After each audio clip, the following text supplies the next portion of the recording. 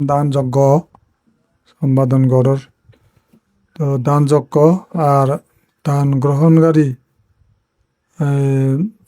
যে ভিক্ষু সঙ্গ অর্থাৎ সাক্ষাৎ দেবতা বলা যায়। সঙ্গ যেখানে বিনয়সম্মত সঙ্গতে বা হুলমুড়াইয়া 4 জন 10 জন হরিজন 100 জন বিনয় বহির্ভূত বা শাসন কলুষিতকারী এরিয়ে হুল রাঙা হর বেরেলেও সে সঙ্গ গুণান্বিত নহলে সে উদ্বুদ্ধ নতায় সঠিক যদি সঙ্গ গুণে গুণান্বিত ব্যক্তি 4 জন বা তার বেশি সংখ্যা যদি যত অবস্থান করিবে সমাবেশ হওয়া সে উদ্বুদ্ধ প্রেজেন্ট হয়। সেই সাক্ষাৎ দেবতা বুদ্ধ প্রমুখ ভিক্ষু সঙ্গ সাক্ষাৎ দেবতা পূজা অনেক দেবতা পূজা করেন, সেখানে রিয়েল দেবতা নাই, মূর্তি অথবা কাল্পনিক চিন্তা চেতনা মাত্র তাই। সেই দেবতা পুজো করতে দেখা যায় বিভিন্ন জায়গাত পুজো ঘুরিরা নিজে হান্ডয় দানমালা নেই, তারা নিজেরাই দেবতা, নিজেরাই পূজা করেন, নিজেই পূজারী, নিজেই কর্তা এবং ভোক্তা হিসেবে তারা দান করতে দেখা যায় বা এই যে পুণ্যকর্ম সম্পাদন করতে দেখা যায় তারা হিসেবে। কিন্তু সিয়ান সত্যিকার পুণ্যকর্ম নয়, দানও নয়, সেটা আত্মপূজারী, আত্মপূজা করে না। মদকার আত্মপূজারী, পানি হত্যা করে এনজয় করে আত্মপূজারী, ইচ্ছে হিয়দা ফল ফুল খোলালে পুজো করার প্রসাদ গৃহে হারলই ব্যাগ আত্মপূজারী। তার মানে কি পেট পূজা, পেট পূজা ধর্ম সেন বুঝায়। কিন্তু আমাদের বুদ্ধর ধর্ম আনালদে যে সেই ধর্ম যে পূজা বয় সাক্ষাৎ দেবতা পুজো বোঝায়, কাল্পনিক নয়, বাস্তবিক। কেন বাস্তবিক পূজা? সঙ্গের মাধ্যমে বুদ্ধ প্রেজেন্ট হয়, তা বুদ্ধ জ্যান্ত বুদ্ধ প্রেজেন্ট হয় সঙ্গের মাধ্যমে। সেই সঙ্গ পূজারী ব্যক্তিগত নয়, সঠিক দেবতা পুজো করেন, তারা কাল্পনিক নয়, সে দানমালা নেই, তারা নিজেই নহান নয়। দান করি না করি সাক্ষাৎ দেবতা হনে সেই দান দ্রব্যগানে তারা ব্যবহার করে নেই বুদ্ধ শাসন রক্ষার্থে হাম করে যান, তাই সাক্ষাৎ দেবতা বলা যায়। কিন্তু ইনডাইরেক্ট দেবতা দেবী যারা পুজো করেন সেখানে দেবতার কোনো অস্তিত্ব পাওয়া যায় না, নিজেরাই দেবতা সাজন, নিজেরাই পূজারী সাজন, নিজেই এনজয় করেন যা আয়োজন করিবে, তখন দেবতা ভোগ করিল। সত্যিকার দেবতা পুজো, সত্যিকার পুজো বুদ্ধ ধর্মে সংগঠন বুদ্ধ প্রতিষ্ঠা করে সমাজ সেবা করিবার লাই, ধর্ম রক্ষা করিবারতে, শাসন থেকে রাখবারতে। সেই ভিক্ষু সঙ্গ সমারে বুদ্ধ সর্বকালের জন্য প্রেজেন্ট হয়, মানে where are four or more monk exist, there Buddha লিপ, সৎ বুদ্ধ তাই। তা বুদ্ধ তাই দেখি where there is brethren there is Buddha, there is Dhamma, together with Buddha. তো সে সময় ধর্ম আনতেব এই 3টা রত্ন, ত্রিবিধ রতন পুজো যেইজন পবের বন্ধন কষিয়া যায়, সত্যিকার বুদ্ধের পাশে যেতেব, যে বুদ্ধরে পুজো দিব, ধর্ম সঙ্গরে পূজা দিব। তো বুদ্ধের যদি পুজো দেয় একজনই পূজা হয়, হয়তো ধর্ম বাদ পড়ে, সঙ্গও বাদ পড়ে, যাকে সঙ্গ পূজা দিব সেকে বুদ্ধও পূজিত হয়, ধর্মও পূজিত হয়। তাই সঙ্গের মাধ্যমে বুদ্ধরে পাওয়া যায়, ধর্মরেও পাওয়া যায়। সেই বিনয় সম্মত সঙ্গ যারা সমগ্র রাম, সমগ্র নন্দী, সমগ্র করণিক গুণে গুণান্বিত, নবগুণে গুণান্বিত সঙ্গ, সেই সঙ্গের মাঝে বুদ্ধরে পাবেন, অন্য সঙ্গে নয়। উলমুরে ইয়ন 100 জন 500 জন 1000 জন সারতান্ত্রিক কার্যকলাপ মিথ্যা, সেখানে মিথ্যা দৃষ্টি পাওয়া যায়, মিথ্যা সংকল্প, তারপরে মিথ্যা দৃষ্টি কি, মিথ্যা দৃষ্টি ধর্মকে বোঝে না, আত্মহংকার নিয়ে অবস্থান করে, আর ভিন্ন দিকে মোড় ঘোরায় নানা কারণে তাদের চিন্তা চেতনা। তাহলে সেরকম সংজ্ঞা দ্বারা সংজ্ঞা বলিয়া চিহ্নিত করা, সেটা হচ্ছে বোকামি। সঙ্গের গুণ সেখানে থাকে না। তারপরে যেখানে সত্যিকার সঙ্গ, বুদ্ধের যে সম্যক দৃষ্টি সম্বলিত গুণে জ্ঞানে পরিপূর্ণ, সম্যক সংকল্পে তারা অথল, ভলে সম্যক বাক্য সম্যক কর্ম তাদের মধ্যে বিরাজমান, সম্যক জীবিকায় রত। তাহলে সম্যক জীবিকায় রত কারণে তারা সম্যক ব্যায়াম করে। আমি পাপের দিকে যাব না, পাপের দিকে না যাওয়ার জন্য প্রস্তুত থাকবো, আমি সজাগ থাকবো। যা পুণ্য করেছি, সঞ্চয় করেছি, সেটাকে বিশ্বাস করে জীবনযাপন করব, সংরক্ষণ করব। আর উত্তর বেশি বেশি পুণ্যকার্য করার জন্য আমরা সংকল্পবদ্ধ হয়ে চেষ্টা করে যাব। আমি আরও নতুন নতুন পুণ্য করার জন্য উদ্যোগী হব। যারা এই চারটা ব্যায়াম করতে থাকে, সেটাকে বলে সম্যক ব্যায়াম। সেই সম্যক ব্যায়াম কারণে পাপ ক্ষীণ হয়ে যায়, পুণ্য বৃদ্ধি পায়। তারপরে সম্যক স্মৃতি তাদের মধ্যে এসে দাঁড়ায়। সম্যক স্মৃতি কি, কায়া বেদনা চিত্ত ধর্ম চারটি বিষয় অভিজ্ঞতা সম্পন্ন ব্যক্তিকে বলে স্মৃতিমান। যারা স্মৃতিমান, খাইকে নিয়ে তারা স্মৃতি করে, তার বেদনাকে নিয়ে তারা অবস্থান করে স্মৃতি সহকারে, চিত্তকে নিয়ে কোন চিত্ত উৎপন্ন হচ্ছে, বিলয় হচ্ছে তা দেখে অবস্থান করে এবং স্মৃতি সহকারে বসবাস করে। আর ধর্মকে জানে, কুশল পক্ষে ধর্ম, অকুশল পক্ষে ধর্ম, যে সমস্ত কুশলা ধর্মা অকুশলা ধর্মা ক্ষেত্রে তাদের বিশেষ অভিজ্ঞতা নিয়ে তারা অবস্থান করে, ধর্মানুপাচ্ছনা বলে। তাহলে সেই ভাবে যাদের জীবন যাপন হয় তাদেরকে বলে সম্যক স্মৃতি, মানে চর্চাকারী ব্যক্তি, সম্যক স্মৃতি প্রতিষ্ঠাকারী ব্যক্তি, সম্যক স্মৃতিতে অবস্থানকারী ব্যক্তি বেরিয়ে চিহ্নিত। তাহলে সেই মানে সম্যক স্মৃতির পাশে এসে দাঁড়ায় একমাত্র সম্যক সমাধি। বিতর্ক বিষয়ের প্রীতি সুখ একাগ্রতার মধ্য দিয়ে জীবনযাপন করে, সাড়ে পঞ্চ ধ্যানে তারা ধ্যানে নিযুক্ত থাকে এবং ধ্যানময় চিত্ত নিয়ে অবস্থান করে। বিতর্ক ধ্যান কি তা জানে, বিষার ধ্যান কি তাও জানে, প্রীতি ধ্যান কি তাও জানে, প্রীতি সুখ ধ্যান কাকে বলে, কোনটা সুখ ধ্যান সেটাও জানে। সে অবস্থাতে অবস্থান করে। উপেক্ষা ধ্যান সে জানে। উপেক্ষা একাগ্রতা যখন তার মঞ্চিতে প্রতিষ্ঠিত হয়, তখন সে ব্যক্তি চরম সীমায় উপনীত হয়, প্রজ্ঞা লাভের জন্য প্রস্তুত হয়। তাহলে সেই প্রস্তুতিতেই একসময় সেই ব্যক্তি সদাবর্তী সক্ষতাগামী অনাগামের অর্থ লাভের জন্য সক্ষম হয়। তাই তার সেই সম্যক সমাধির পরিপূর্ণতা আছে। এই সম্যক দৃষ্টির পরিপূর্ণতা আসলে সে ব্যক্তি আর এই দুনিয়ায় বিশ্ব ব্রহ্মাণ্ডে কোনো জন্ম লাইক করে না, কোনো জন্ম লাইক করে না, কোনো ঝরা বেদে মৃত্যু তার কাছে থাকে না। সে অজর অমর এবং নির্বাণ অমৃত লাভে সক্ষম হয়। তাই সেভাবে জীবনকে যারা কথন করে তাদেরকে বলে সত্যিকার সঙ্গ। এই সঙ্গ গুণে গুণান্বিত ব্যক্তিগণ অনেকে অনেকেহি সমৃদ্ধিপ্রাপ্ত, এই সমৃদ্ধ হয় নানা গুণে। অনাসব সেই সঙ্গ গুণান্বিত সঙ্গ প্রেজেন্টের মাধ্যমে যারা বুদ্ধকে দেখে থাকেন তারাই সত্যিকার ভক্ত। তাদের আর সেই ভক্তি মিথ্যা দৃষ্টি হতে পারে না, মিথ্যাকে ছোঁয়াতে পারে না। সেই সম্যক দৃষ্টি একমাত্র সত্যের পথে টেনে নিয়ে যায়, এখানে মিথ্যা সংমিশ্রণ নাই। তাই সেই সম্যক দৃষ্টি ব্যক্তিগণ একদিন সত্যিকার ডেফিনেটলি নির্বাণে পৌঁছবেই। এখানে কোনো ব্যতিক্রম কিছু হবে না। সত্যিভাবে ডেফিনেটলি সে নির্বাণগামী হবে।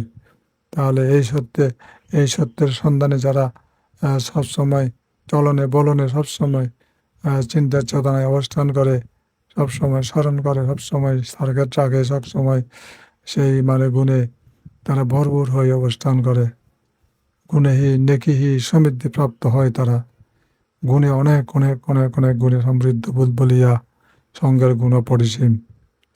সেই সঙ্গর পাশে বুদ্ধরে দেখা যাব। বুদ্ধ সত্য নিয়ে উপস্থিত তাই বুদ্ধকে কোথায় পাবেন? বুদ্ধ খুদুয়া গয়, তাহলে যেখানে সেই নবগুণে গুণান্বিত সঙ্গ অবস্থান গ্রামে সেখানে থাকে। আমার সাথে মিট করতে হলে সেখানে আসবেন, সেখানে আমাকে দেখতে পাবেন। তাহলে সে বুদ্ধ দেখা যায়। কিন্তু ষড়যন্ত্রকারী মিথ্যা ওদের সত্যকে মিথ্যা যারা করে, যারা নিজের লাভের জন্য কাজ করে, যারা অহংকারে স্ফীত, যারা মিথ্যাকে গুরুত্ব দেয়, মিথ্যা নিয়ে নিজের কিছু সম্মান বজায় রাখে, কিছু লাভ পাওয়ার জন্য মিথ্যা কথা বলতে দ্বিধাবোধ করে না, নিজের অহংকারে কোনো কিছু চোখে দেখে না, নিজের মানে যে অহংকারে স্ফীত হয়ে তারা শ্রেষ্ঠত্ব আচরণ দখল করতে চায়, সেরূপ মানে বানোয়াট লোভী, বানোয়াট অহংকারী ব্যক্তিদের কাছে বুদ্ধ অবস্থান করে না। যত হাজার হোক না কেন, সেই সঙ্গ জ্ঞানবিহীন, মানে সঙ্গ কোয়ালিটিবিহীন সেই হিহদে যে কৃত্রিম সঙ্গের কাছে বুদ্ধ থাকে না। বুদ্ধ বলে সে ব্যঙ্গা করে বুদ্ধ অবস্থান করে না। তার লাগেছে আকর্ষণীয় প্রসাদ, সেই প্রসাদেই অবস্থান করে। সেই প্রাসাদ যেটাকে বলে রাজবাড়ি, সেই প্রাসাদে তাকে পাবেন, খুঁজে পাবেন। এই বুদ্ধের প্রাসাদ কি? সত্তাবুজ্জাঙ্গা স্মৃতি, ধর্ম বিষয়, বীর্য, প্রীতি, শান্তি, সমাধি, উপেক্ষা, সেই বাড়িতেই, সেই গর্জিয়াস প্যালেসে, রাজবাড়িতে, প্রাসাদে বুদ্ধ, সেই প্রাসাদে বুদ্ধ অবস্থান করে থাকে। তাই সেখানে গিয়ে বুদ্ধকে দর্শন করুন, সত্যিকার পাবেন। কোথায় আছে বুদ্ধ? যদি হয় তাহলে বুদ্ধ হবে। যেখানে স্মৃতি সেখানে বুদ্ধকে পাবেন, যেখানে স্মৃতি, সম্মুখ স্মৃতি, যেখানে ধর্ম বিষয় সেখানে বুদ্ধকে সাক্ষাৎ পাবেন, যেখানে বীর্য সেখানে বুদ্ধকে পাবেন। তাহলে ধর্ম বিষয়, বীর্য, প্রীতি যেখানে আছে, প্রীতি সেখানে পাবেন, সুখ যেখানে আছে সেখানে বুদ্ধকে পাবেন। তারপরে সমাধি সেখানে বুদ্ধকে পাবেন, উপেক্ষা সেখানে বুদ্ধকে পাবেন। সেই জন্য স্মৃতি, ধর্ম বিষয়, বীর্য, প্রীতি, সুখ, একাগ্রতা, যে সমস্ত মানে সেই ধর্ম বিষয়, বীর্য, প্রীতি, প্রশান্তি, সমাধি, উপেক্ষা, সেই সপ্তভুজাঙ্গের প্রাসাদে বুদ্ধ সবসময় অবস্থান করেন। কে দেখা করতে চায় বুদ্ধের সাথে, কে বুদ্ধকে মিট করতে চায়, তাহলে ওই প্রসাদে যান, সেখানে খুঁজে পাবেন বুদ্ধ সবসময় বিরাজমান। তাহলে সেভাবে যদি যারা ধর্ম চর্চা করে, সেই পূজা করে, সেই পূজায় শ্রেষ্ঠ। পূজারা হে পূজা তো বুদ্ধিয়া দিব শাবকে, পাপাঞ্চে সম্মতি কান্তে তিন্না শোকা পরিদ্যাবে। তাদের কোনো শোক নাই, শোকোত্তীর্ণ ব্যক্তি বুদ্ধদের সত্রুষগণ। সেইরূপ পূজা করার উপযোগী ব্যক্তিকে পূজা করুন, তাহলে সত্যি তোমাদের সেই পূজার ফল বেশি হবে।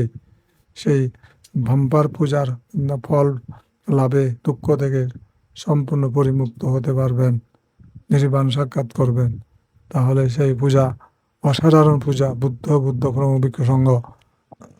এর জন্য নিজে পূজা করার ঠিক সেইরূপ পূজার পূজা তো বুদ্ধয়া দিবস সাবেকে, বুদ্ধ এবং বুদ্ধ শ্রাবক সঙ্গকে পূজা, সাক্ষাৎ দেবতা পূজা বোঝায় এখানে। সেই জন্য সেই দেবতাগণ তারারে যদি উপস্থিত পাও, তাহলে সেখানে পূজা দিন। সেই পূজা প্রত্যক্ষ মানে সেই পূজা তোমাদেরকে ফল দিতে পারে। কিসের ফল দিতে পারে? জন্ম মৃত্যু রোধ হয় এমন ফল দিতে পারে। পাথরে মেরু খায়াংয়ান্তি যুগে যুগে কাপ্পানি সদা সহস্রানি সঙ্গে ধিন্দাং নানাচ্ছাতি সহস্র কল্পেও। এই সঙ্গকে দেওয়া ফল কখনো বিনষ্ট হয় না, সহস্র কল্পেও এই সঙ্গের মানে পূজা শুভ ফল দিতে সক্ষম। তাই সেই জন্য সহস্র কল্পে যদি জন্ম নেন পৃথিবীতে, সেই ফল ভোগ করতে পারবেন।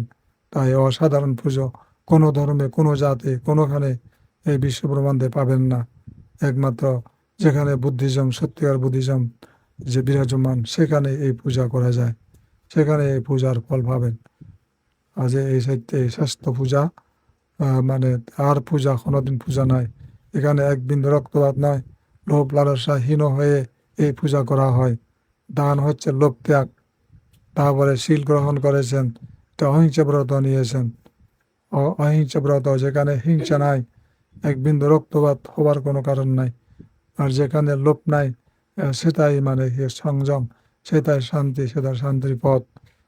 তাহলে এই লোভ লালসা ত্যাগ আদর্শ হলো বুদ্ধের আদর্শ। হিংসা বিহিংসা ত্যাগই বুদ্ধের আদর্শ। তারপরে যে সমস্ত ব্যাপাদ ত্যাগই বুদ্ধের নীতি আদর্শ। ব্যাপাদকে বলে ক্রোধ, যে তাৎক্ষণিকভাবে যে কোনো সময় তেলে বেগুনে জ্বলে উঠতে পারে, তাই কুকথা কুকর্তা কুকর্ম সম্পাদন করে মানুষ। সেই সমস্ত যে বানোয়াট, যে অপশক্তিকে দমন করুন, তাহলে ক্রোধহীন হবেন, শান্তিতে থাকবেন। তারপরে সেই সমস্ত ক্রোধ দমনপূর্বক বিহিংসা থেকে নিজেকে বাঁচান। কোনো জীব জন্তুকে মানে যে ঘাত প্রতিঘাতপূর্বক ক্ষতি সাধন করে না, হত্যা করে না, পীড়ন করে না, জুলুম করে না, তাই এটাকে বিহিংসা সংকল্প বলে। এই বিহিংসা সংকল্পে জীবন পরিচালিত হয়। সত্যিকার সেটাই হলো পথ। আজ সেই যে মানে সম্যক দৃষ্টি থেকেই সেই সংকল্প উৎপত্তি হয়। আর ভোগ বিলাস করে না, নেশা পান, অন্যান্য যা পান না করলে জীবনের কোনো ক্ষতি হয় না, অথচ অন্যদিকে জীবনের ক্ষতি হয় সেই সমস্ত পান করলে। নেশা পান, ধূমপান জীবনের মানে যে যেমন মানে নেতিবাচক শক্তি প্রভাব পেলে, তাই ধূমপান থেকে দূরে থাকুন, নেশাপান থেকে দূরে থাকুন। নেতিবাচক শক্তি তোমাদেরকে ভালো কিছু করবে না, ধ্বংস করবে, শুধু ধ্বংস, তার কাজ হচ্ছে ধ্বংস করা। কিন্তু ইতিবাচক শক্তি কি? যা না খেলে জীবন বেঁচে থাকে না, স্বাস্থ্য টিকে থাকে না। তাই সেই শক্তি হলো শুদ্ধ খাদ্য, মানে পবিত্র খাদ্য বলে। সেই পবিত্র খাদ্য, যে সমস্ত পবিত্র খাদ্য ইউজ করে মানুষ, সেই তাহলে স্বাস্থ্যকে বজায় রাখে। সুস্বাস্থ্য বজায় রাখার পরে নিজের পরের হিত সাধন করার চিন্তায় নিমগ্ন থাকে। তখন তারা বহুজন সুখায় কাজ করতে সক্ষম হয়। তাই সেই জন্য সেই পবিত্র আহার গ্রহণপূর্বক স্বাস্থ্য রক্ষা করুন, জীবনকে বাঁচান, শুদ্ধ পথে জীবিকা নির্বাহ করুন, যাকে বলে সম্যক জীবিকা। সেই সম্যক জীবিকায় জীবিকা নির্বাহ করলে মানুষের শুদ্ধ খাদ্য উৎপত্তি হয়। অন্যদিকে সেই সমস্ত বীজযুক্ত খাদ্য, ঋণ খাদ্য খেয়ে বরাদবি হবেন না। এটাই হলো চতুরতা, সেটাই হলো ধার্মিকতা। এইরূপ অকৃত্রিম ধার্মিক হতে পারলে সবাই সেই বুদ্ধের অমৃত হাতে হাতে পাবেন, যে কোনো সময়, যে কোনো জন্মে, কোনো সমস্যা নাই। তুমি ইচ্ছে যেই পূজা করো, পরিষ্কার সঙ্গদান, এটা এমন শ্রেষ্ঠ কোনো সম্পন্ন পূজা। এই পূজা অধর্ম পথে যেতে দেবে না, কোনো জন্মে ভিন্ন ধর্মে যেতে দেবে না, এই নরকে যেতে দেবে না। এটা নরক থেকে প্রতিরোধ করবে, তোমাকে নরক থেকে রক্ষা করবে, নরকের যেতে বাধাগ্রস্ত করবে। তাই এই সঙ্গদান পূজা অত্যন্ত উন্নত, শ্রেষ্ঠ পূজা। আর মিথ্যাদৃষ্ট হতে দিবে না, অন্য বানোয়াট ধর্মে যেতে দেবে না। তাই এই ধর্ম স্থিরভাবে বুদ্ধ শাসনে আকর্ষণ করে রাখতে পারে। এর ক্ষমতা আছে নির্বাণ দিকে ঠেলে দেওয়ার জন্য, এই মানে হেতু কাজ করে। তাই এক সময় নির্বাণ যাওয়ার জন্য সে ব্যক্তি দায়িত্ব নিয়ে, সেই পুণ্য দায়িত্ব নিয়ে নির্বাণ নেওয়ার জন্য সচেতন করে তোলে এবং জাগিয়ে তোলে মোহময় ঘুম থেকে। তখন নির্বাণে যাওয়ার কথা জেনে দেয়। নির্বাণের বুদ্ধের সেই শুভ সংবাদ বলে দেয়, নির্বাণ যেতেই হবে। এই ধ্বনিতে উৎসাহ উদ্দীপনা প্রকাশপূর্বক সে ব্যক্তি ঘুম থেকে জেগে ওঠার পরে সমস্ত মায়া মমতা বান ছিন্ন করার পর সেই ব্যক্তি নির্বাণে যাবার দায়িত্বগুলো বরণ করে নেয়। এবং সেই জন্য সেই গৃহ থেকে সন্ন্যাসী হয়ে সে সাধনা সাধনা করার জন্য চেষ্টা করে। সাধনা করতে করতে এক সময় তার সেই মোহ থেকে নিজেকে সম্পূর্ণ বিচ্ছিন্ন করার শক্তি লাভ করে। তখন সে ব্যক্তি আর জন্মজরা ব্যাধি মৃত্যুর সাথে আর সে ব্যক্তি মেলামেশা করে না, তাই জন্মহীন, চরাহীন, ব্যাধিহীন, মৃত্যুহীন জায়গায় চলে যায়। সেখানে গিয়ে বুদ্ধকে সাক্ষাৎ পায়, সেটেলমেন্ট করে চিরকালের জন্য। আজ সেখানে চিরকালের জন্য যখন সেটেলমেন্ট পেয়ে থাকে, তখন সে ব্যক্তি আর পুনর্জন্ম নেওয়ার জন্য মৃত্যুভূমিতে আসে না। সার উপায়ের কোনো জীব হয়ে তো আসবেই না। আর মনুষ্য লোকেও জন্মজরা বিধি মৃত্যুর আঘাতে ছিন্ন ভিন্ন হওয়ার জন্য আসে না। আর স্বর্গে গেলেও কিছুদিন পরে আবার চলে যেতে হয়, সেরকম অস্থায়ী জায়গায় আসে না। ব্রহ্মলোকেও আসে না। নিবৃত্তি নির্বাণ সাক্ষাৎ পূর্বক সে ব্যক্তি অজরমর হয়ে যায়, নিত্যময় অনন্ত জীবন লাভী হয়। তার কোনো আর পরিবর্তন হওয়ার কারণ নেই। আকাশ যেমনি পরিবর্তনহীন, আকাশ একই রূপে অবস্থান করে যুগ যুগ ধরে, ঠিক তেমনি আমাদের সেই মহান শক্তিকেও পরাজয় করতে পারে এমন কোনো শক্তি আর পৃথিবীতে নাই। চিরঞ্জীব হয়ে অবস্থান করে অনন্ত প্রজ্ঞার সাথে মিশে, তখন সেই প্রজ্ঞায় নিবৃত্তি স্থান বলিয়া চিহ্নিত। তাহলে তুমি সেভাবে ইচ্ছে যে অস্ত পরিষ্কার দান ঘুরে ভিক্ষু সংগ্রহে যে পূজা করার, এই অসাধারণ পূজার ফল যেন জন্ম সুন্দরে ভোগ করি এক সময়, সেই ঠিকানায় যেন এই দান পুণ্য তোমাকে পৌঁছে দেয়, যেখানে মৃত্যুর কোনো অস্তিত্ব থাকে না। যাহাতে সেই জায়গায় পৌঁছে দিয়ে তোমাদেরকে সমস্ত পাপ দুঃখ থেকে, মৃত্যু থেকে রক্ষা করে, এই কামনাপূর্বক। আর যারা কালগত ব্যক্তি তারা পুণ্য লাভ করে, তারাও যেন আগামীতে নির্বাণ গতিশীল হয়, আর বিশ্বপ্রাণী যেন সুখে সুখে থাকে, এই কামনা করে সভ্য সত্তা সুখে দহন্ত সকল প্রাণী সুখী হোক বলে এই অবদান সাহিত্য দিল।